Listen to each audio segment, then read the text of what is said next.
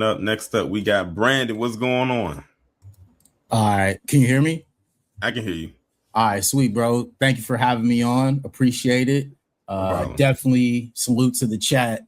I feel like this is, if not the best example of why foundational Black Americans need that anti-Black hate crime bill.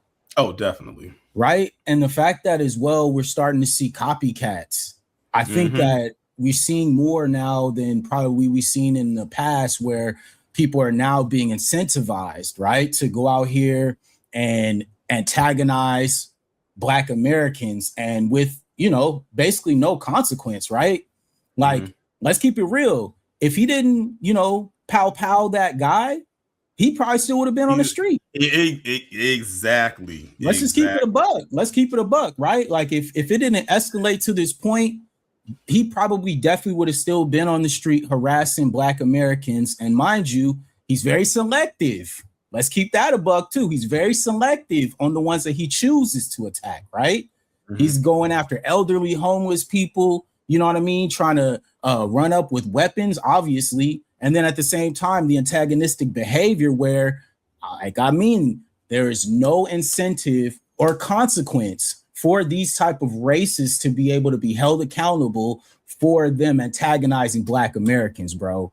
And that's why I feel like the anti-Black hate crime bill, this is a great example of one of the examples, because there's many, right? You talked about Ashley Gonzalez and what she had going on, right? And we already know how the police get down. So now you got influencers, right? It's crazy that they call this dude an influencer, because he literally makes the most boring content that anybody can make. But you have influencers out here who are on this type of time, bro. I don't get it. I think this is, you know, and as well, right? You would think that as politicians, right, this would be any politician's perfect time to come in and say, you know what, guys, we got to stop this from happening. Let's go ahead and push forward. But that's what I mean, bro. The grassroots, dog, that they scared of what we got going on, man. And I think it's important as well to continue to press that anti-Black hate crime bill, because this, in my opinion, is a great example of why that's necessary. Because if let's say the case does happen, right, and we already know what they're trying to do with Carmelo Anthony, but let's say that this goes to trial, there needs to be an incentive to make sure that this guy gets convicted of this, bro, because we already know there's a lot of loopholes and ways that they could, you know, help him get out of this type of stuff. And mind you, he's over here begging for a bail, bro, from, like we mentioned, the 24 karat people who they always talk down on. They saying that they control the world and all this other stuff, but as soon as they get in trouble, who they go begging? Exactly. The same ones that they say aren't white. There you go. Facts, man. And I never really understood that argument, but you know what? Hey, that's their argument to have. And it's crazy because if it's in the reverse, right? The 24 karat people, they associate with white supremacy, which I find hilarious, right? Like Ben Shapiro, for example, right? Oh, man. Right? Ben Shapiro, in my opinion, I would consider him a white supremacist for sure. Oh, but definitely. For sure. He identifies with the same people who, in my opinion, if we're talking about the hardcore, right? We're talking about hardcore white supremacist skinheads, right? Mm-hmm. Those people are the first ones that they're going to attack. And it's just funny to me, man. The irony is just, I don't know, dog. I really can't follow it, you know, because it's just very hypocritical. Obviously, he's selling himself, right? Basically putting himself up there for a slave. Like, bro, ain't nobody gonna bail you out for $1 million just for you to go box. And like they all, fam. He said I'm a box for free. But yeah, no, like what, bro? But the thing is like, even if like that's still not gonna work, because if they're gonna want that collateral, that's not money. That part. They said we want some of that property. What you got? Like what you own?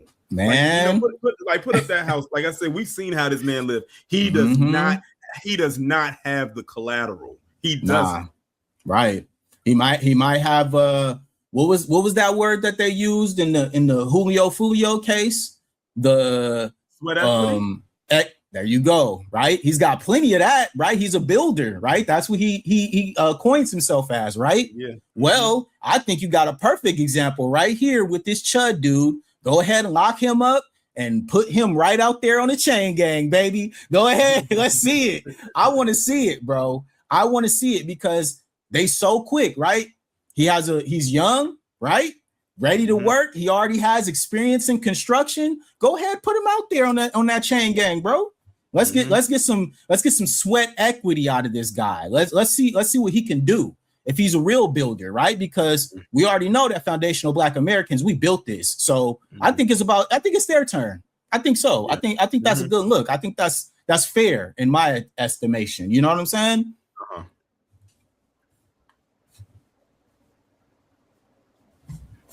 But yeah, that's all I got, bro. I just wanted to hop up here and show you some support, man.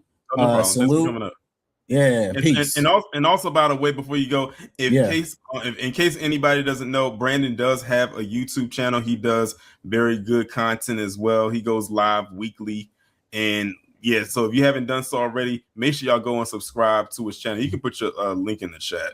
Hey, I appreciate you, bro, bigging me up, man. You always show love to my channel, bro. So I had to come by and show you some love too, bro. You know we got to stick together. FBA, B1. B1.